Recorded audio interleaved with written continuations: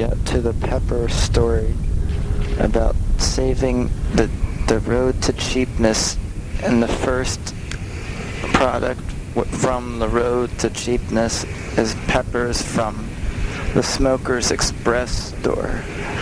But before I get to that, I need to tell you about the key ring made of rubber underneath the chair in front of me, and how I want to pick it up. But besides that, that's about the chair. So the thing about the pepper, the road to cheapness at the starting from the Smoker's Express store is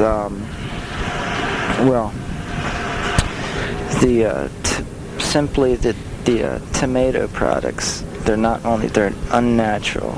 They have natural flavoring in them, and they didn't have price listings. They were all dated to 2007. The other problem was they were dusty. The third problem was the pepper jar was dusty, but it was a jar. The other ones were cans, so that's okay. Also, I had the idea, they preserved better because they're in that stuff. Also, they could be pureed, so I was going to make a puree tonight with spaghetti. I'm not going to purchase any more spaghetti boxes. If I need to get more spaghetti tomorrow, I'll just run to the store and get another box of spaghetti. And they're cheap.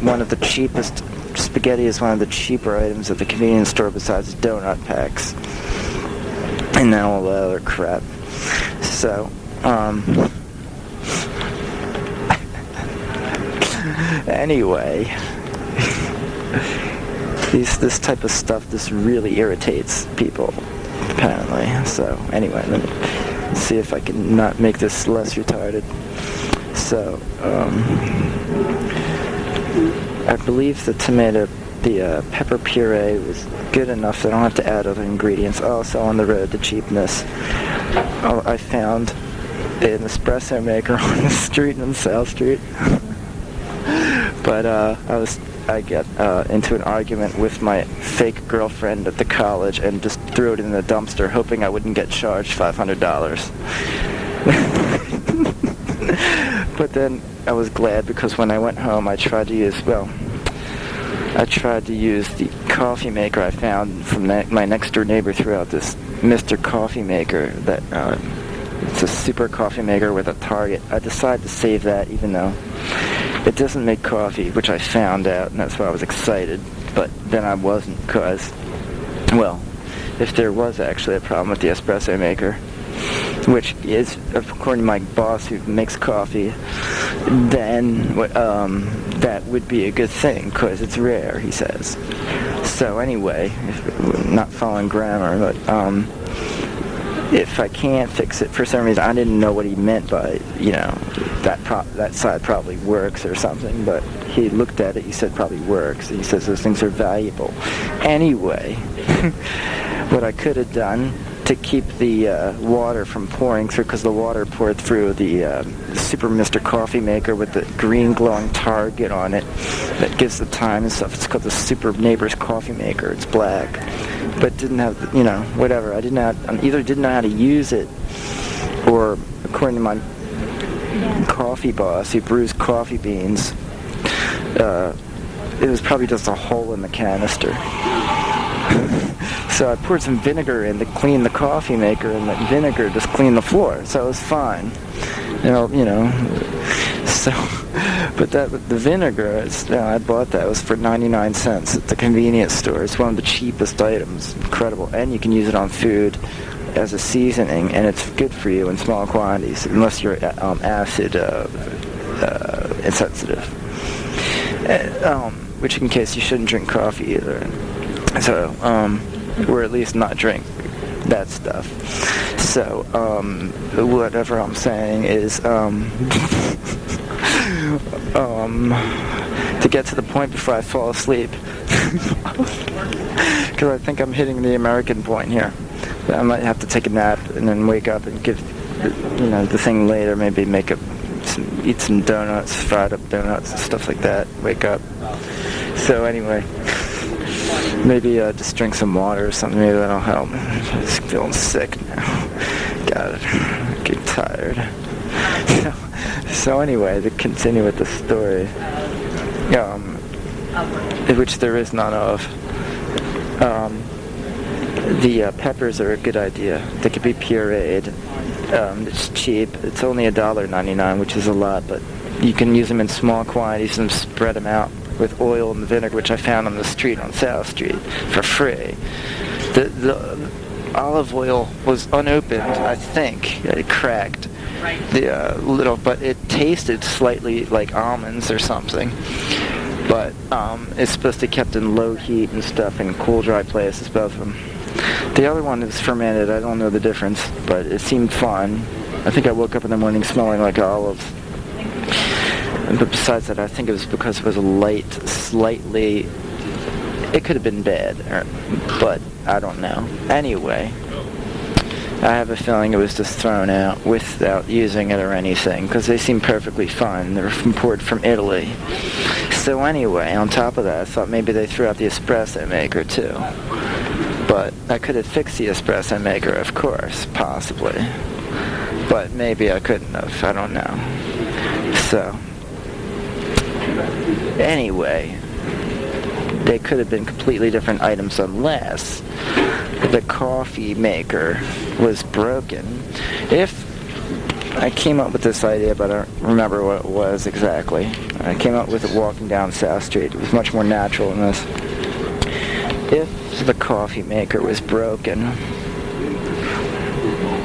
then there is a chance, and it couldn't be fixed, then there's a chance if they were related to the people that possibly the vinegar and oil were also broken.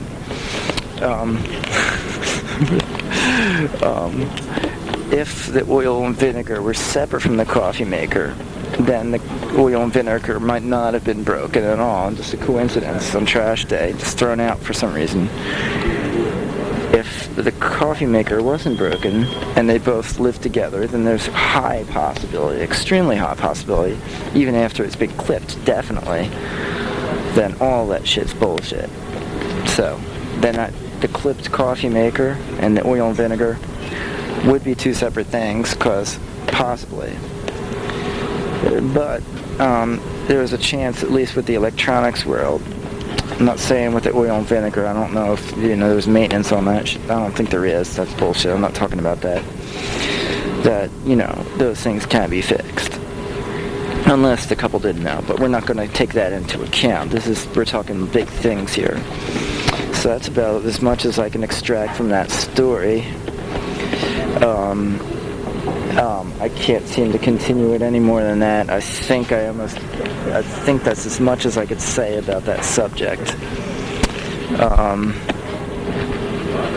The spaghetti should last at least 3 days, and the pepper sauce should last a while, especially since my fake girlfriend doesn't eat that much, because she doesn't like food anymore. She throws up because she does too much smack. So anyway, I should have a lot of leftovers, and then, just enough so that, I give her irritation, so it imitates the cramp she gets in her stomach. So, then at least she won't know if she's pregnant or not, even if she has a miscarriage. So, that's all I could say about this subject.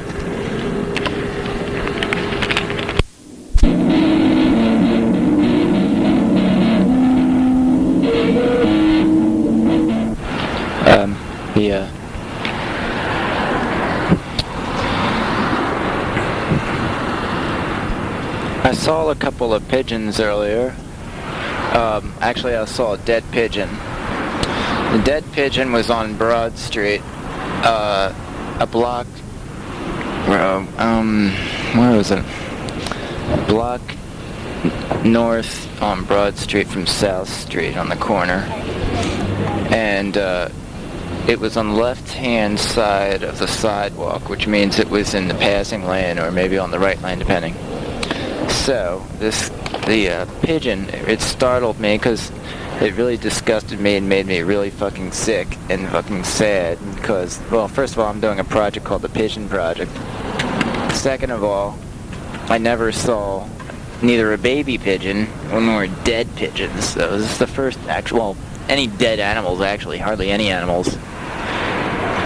Mostly dead squirrels, but this is the first dead pigeon I've ever seen, except for two pigeons, I think, or two squirrels, or two pigeons 5 years ago that got killed, 3 of them simultaneously underneath cars when I broke up with my ex-girlfriend. That was on Broad Street too, but now near the other college building. And one of them escaped, one of them was flittered off. I think maybe only 2 got killed. So this one, well, I forgot about that one at the time, but this one, it was, it looks like his intestines were pressing through its neck on the left side. It was just limp, and it was disgusting. Besides that, yeah, it just surprised me. I'm like, it's a dead pigeon. So anyway, this is how I analyze. This is the analyzation of how, process of how was this pigeon killed? You know, because, like, how many ways are there to kill a pigeon? So, let me see, what was it? Well, I guess, it didn't leave any blood stains going forward. I didn't see any bike tracks, blood or anything, or any footprints with blood on them going away from the pigeon in any direction, especially where the pigeon was facing. But it was not on the road, so I guess it wasn't hit. Unless someone actually scooped it up, and there's a low chance of that, and it just placed it down, you know. But I didn't see any blood on the road, at least I didn't notice. I just looked straight at the pigeon and left, and then came back, and I just saw the pigeon again. Well, I didn't see the pigeon again, but... So, and then... Well, anyway... This is... So... I'm guessing that possibly the pigeon was stabbed, because an old man with big black thick glasses, pale skin, and a burgundy shirt with a little Pekingese poodle, long hair, is going past. Really hated pigeons, and it just stabbed the pigeon. I imagine if they had a cane, they probably wouldn't be so gross as to use it to destroy the pigeon like that, and it'd probably take more than one. I guess they could have hit it, whacked it, and then if they did have one of those kind of canes, but to come across a pigeon and just whack it with their cane is a slip. I guess there's more chance that they kicked it than possibly randomly took out some kind of thing and just stabbed it in the side of the neck. Possibly a pocket knife or something, just ready to go. So it's someone that, like, fiddles with knives and stuff, or fiddles with something like that. I imagine it's a knife, not a pen or anything, unless you're really weird. And just stabbed in the neck. I can't imagine they would step on it, you know, because, like, it's okay to knock the pigeon's head over, but don't step on it after that. I mean, that's psycho. So, that's what I imagine, unless it was an art project, because I did see someone actually an hour and a half ago throw down an old dirty sweater on the corner. So I kind of equate maybe they killed a pigeon and just stuck it there, let it sit there, and, like, you know, just like... So maybe it was just someone's weird art project. But besides that, I imagine there's nothing else that could have, how it could have died. It was just so disgusting. It made me vomit. I wanted to throw up. So, and then after that, I came up with the idea right afterwards. After the second reaction to the dead pigeon, to continue the pigeon story is, what? That's just, I'm doing all right. The other story is, I gotta stop this now. I'm getting weird looks now. The alien, it made me think about, well, throwing up and stuff, and the idea of the intestines coming through the neck of the pigeon, even when it's beaten, it could have just, like, burst out of there, just, like, out of the neck, I imagine. Although, because it was the intestine, it did come out of the neck, now I'm thinking about it, it could have happened like that. But I don't think that would have happened like that, definitely not discount from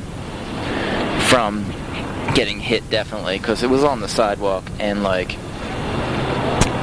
I mean, those are two totally separate things, and I didn't see any blood. So anyway, getting off this gruesome subject, I was thinking about throwing up. And I was thinking, well, what would an alien, like you from the movie Alien, with Sigourney Weaver, that's an 80s thing, if you remember, now there's a girl that looks like Sigourney Weaver passing. What would an alien that what would happen if it threw up 3 times? Now I'm thinking that Geiger actually thought about this. So, and then people subconsciously, because it's not something you think about every day.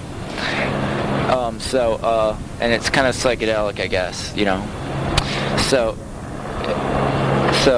the way I think he had it was like the third mouth would open up, and then and then the throw up came. It was almost like a carnival thing, which probably worked for the mechanics too. It kind of, probably had the tube down the esophagus and stuff, and then like it was a reverse telescopic lens, and then all that white stuff from that's in all the movies and stuff like Phantasm and stuff like that, for blood. Then that was sort of like that.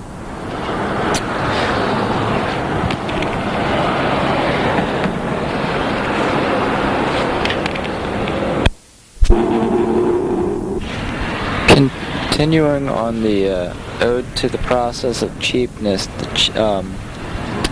cheapness for life. Convenience store bananas are one of the cheapest items ever, and they're by the pound, so it's like 35 cents. You can't go wrong. The peanuts, they're kind of suck. I wouldn't get them. They got salt on them and honey. They just suck. But the bananas are cheaper. Those big crackers, if you're into that kind of stuff, they got the long cracker thing, cracker packs. They're like come in 6 packs of crackers. Those are usually like 25 cents each, but some of those really suck. They look like wafers with vanilla in the middle. And they're barely like from Nabisco. They're like they're like pieces of shit cookies. But as a last resort, they're the cheapest freaking thing you can get in the store. If you need a real protein fix and you just want to get knocked out on your ass and wake up with acne, then you can get those beef sticks, and a 99-cent bag of chips. That usually holds you over. But if you're thinking about being cheap and you're going to buy a couple bunches of items, like, I don't know, and you think it's health food and it's cheap and shit, and it's still cheap, bullshit. Like, there's yesterday I went to a convenience store, I think it was Wawa on Market Street, down the block down from the Kinko's, and I looked at the health food items, and the guy looked at me and he said, it looks like he's try to be as cheap as possible. So I eyed up the burritos and stuff, and each one was fine separately. There was the bean burrito, there was the lo mein, and they were all slightly vegetarian, maybe fully vegetarian. But and it would have been a full meal, I guess, but it would have been a slightly crappy health food meal, but still a meal. But that was a Whopper. That's $3.50 each, or $2.75. At least $3 for each one. That's pretty expensive. So, and then I glanced at that and then went around the store 3 times. It was a small store. So, there's always the hard-boiled eggs, which you could just eat one hard-boiled egg and that's it for the day. They're pretty damn cheap, I think. Just one hard-boiled egg. I mean, you can't go wrong. I mean, or you could like fake it and then, get a bunch of eggs, but then you have to use the gas range, and that could be a bitch. So you don't want to do that. Try to avoid cooking things when you can, especially if you gas range. Just, steam things with the electric if you have to. But if you're against electric, cool. Then you have all the excuses in the world just to get a boiled egg or a piece of raw broccoli or something. It's real cheap. So, if you're, or you can make your little homemade, dome out of, the greenhouse heat absorber The steamer, the all-day steamer, that's always fun. Then you'll be with the in-crowd for the rest of your life. You need a garden in that case. And then, like, you can set up the compost compound. And then you'll be the one on the block, the only one in the city with a compost compound. You'll get as many hippie girls as possible. They'll say, "Where's the compound?" You say, "It's right here." And that's it. You're set. Every day, compost compound, compound sex. You're set. You're completely set. You're all natural. Everything's aligned. Beyond that, getting back to the individual cheap story track, which is the incomplete track, because you're not that hardcore, but we're trying to get you there because you need to accept the convenience stores. When you're listening to this, you're going to accept these historical events to boost you up. It's like, you don't want to hear it, but it's like Zappa boosting you up with bad music to classical music and better bands and stuff.